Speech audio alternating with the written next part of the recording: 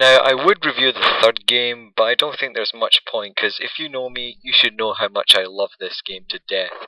Also, I've already done a review on it on DeviantArt, so check it out if you want. Yeah, well now my mind has changed. Why? I felt like a lazy asshole not to review the third game. So, I decided to review it and conclude my review on the Spyro trilogy on the PS1. So here it is, folks, my review on Spyro Year of the Dragon. The story begins where Spyro, the dragons, and for some reason Hunter, are sleeping peacefully in the artisan worlds with unhatched dragon eggs. Suddenly, a mysterious rabbit girl named Bianca invades the realm with her army of Rhinox and steal the dragon eggs. However, Bianca gets caught and eventually escapes before the dragons could stop her. So then Spyro, along with Sparks and Hunter, goes on a quest to stop the thieves and retrieve the dragon eggs in the world called the Forgotten Realms. So the story is pretty much the same as the previous Spyro games, however the story does have a number of twists. For one, Spyro will meet up with other inhabitants who, after being freed from moneybags, will become Spyro's new companions and can be playable later on in the game. The character development in Spyro 3 has really improved from Spyro 2. I thought all the characters in the game had interesting and memorable personalities. Sheila the kangaroo was sweet, Sergeant Bird was badass, Bentley was charming, and Agent 9 was just random. And Bianca had probably the best character development, because during the story when she encounters Spyro and Hunter, she doesn't have the strength to kill them, but rather threaten them to leave and abort their quest. And after being treated badly by her master, the sorceress, the main villain of the game, she switches to a protagonist and joins Spyro and Hunter to finish their quest. Is it just me, or does Bianca look like Lola Bunny from Space Jam? I don't know. It's also sweet to see Hunter and Bianca having a romantic relationship between each other. Probably one of the best couples in a platformer game, in my opinion. Now, in terms of gameplay, Spyro 3 has similar gameplay style from Spyro 2, but with major differences. Like what I earlier said, you can play as different characters other than Spyro after buying their freedom from moneybags. Sheila is one of my favourites. Her gameplay is a bit similar to Spyro's, except she can kick, stomp and jump extremely high to reach higher places.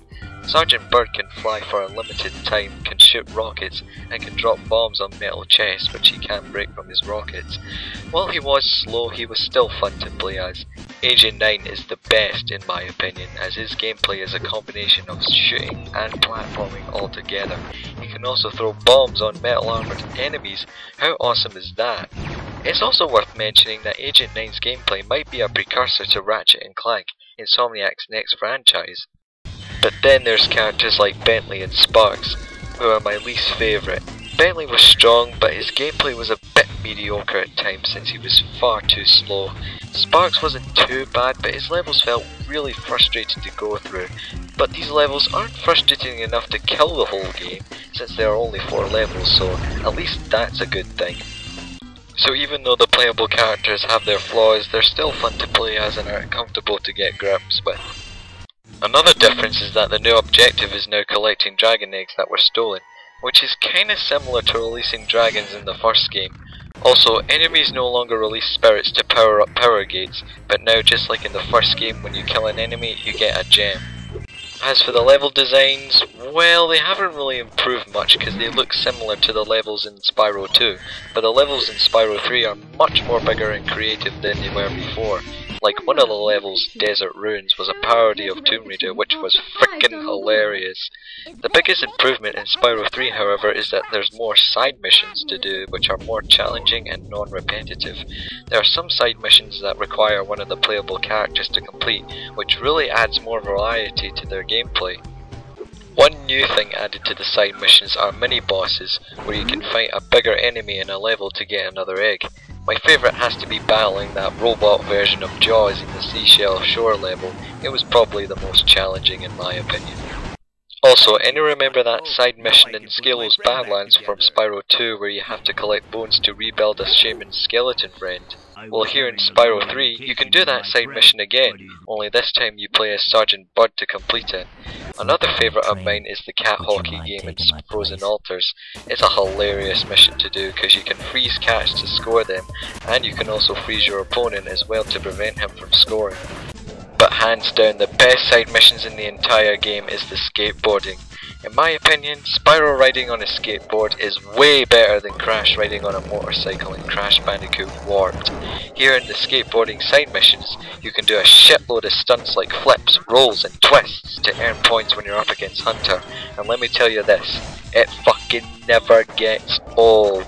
The skateboard racing side missions in the level Lost Fleet were also fun and challenging as well, minus the fact that you have to do lots of stunts to boost up your speed. I'm also glad to see you still have the abilities from Spyro 2 instead of buying them again from moneybags. You still have the ability to climb, head bash, and the best of all, swimming underwater. And some of the levels in Spyro 3 all have a lot of swimming to do than the levels in Spyro 2, which makes the game feel more of an adventure as well.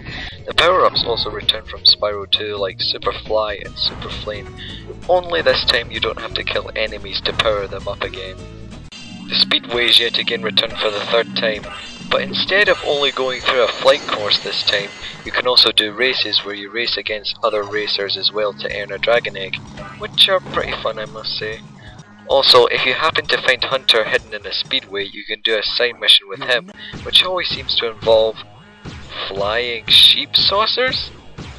That's an odd type of enemy for Hunter to encounter, but it works. As for the boss battles of the game, well, they aren't as epic as the ones in Spyro 2, but that's not a big deal anyway, because the bosses in Spyro 3 are still challenging to go through and are nearly as awesome as the bosses in Spyro 2.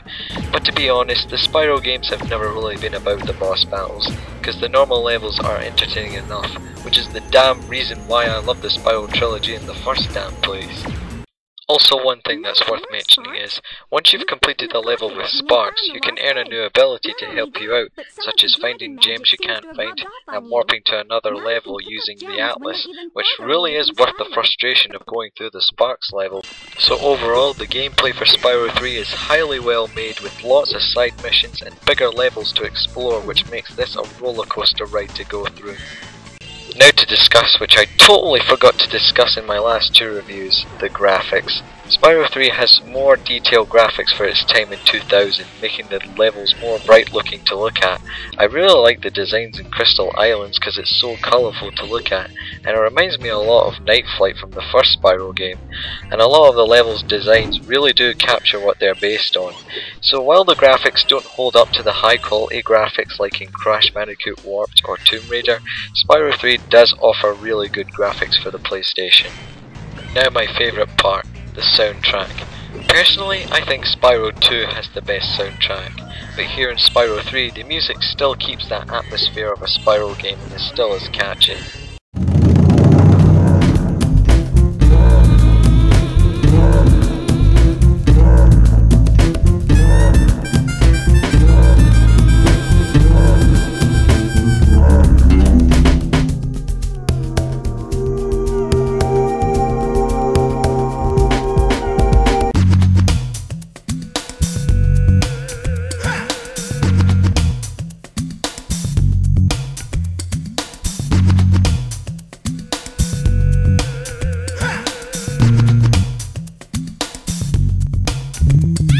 Now, there aren't many negatives I can think that occurred in this game, but there was only one level that I really despised. That was the fairy tale level, Charmed Ridge. Seriously, the music for this level was just bland.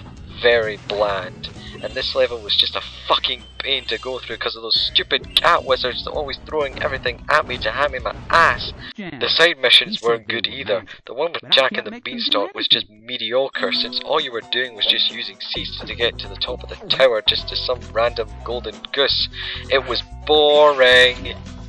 But is that the worst part? No. The worst part of this level is Sergeant Bird's mission. You play as Sergeant Bird and you're in a Beauty and a Beastish temple and you have to take down cat witches. This mission was hell! Because these friggin' cat witches, more like cat bitches, keep attacking me before I can attack them, and it gets worse later on when the temple floor becomes deadly ooze, and when you die, you have to start all over again! I threw my controller right at the TV because of this fucking mission! Now for the overall. You know, when it comes to debating on which game of the Spyro trilogy is the best, people will say either Spyro 1 or Spyro 2, but for me it's Spyro 3. The game had a lot of variety and challenge to it, which makes it replayable and fun to play any time. Some critics criticise the game for being too similar to Spyro 1 and 2, but with all due respect, the game has its differences as well. This is one of the best games in the PlayStation 1's library. The game is also available in the PlayStation Store for $5.99, so if you have the PS Store and some money left in your PSN wallet, I strongly recommend you to get this game. But sadly, this was the last Spyro game to be made by Insomniac Games, as they would later go on to make the Ratchet & Clank series for the PlayStation 2. Spyro Year of the Dragon was not only a great conclusion to the Spyro trilogy on the PS1, but also a great conclusion to Insomniac's finest work on the PS1. That's why I give Spyro 3 a 9.8 out of 10, meaning superb.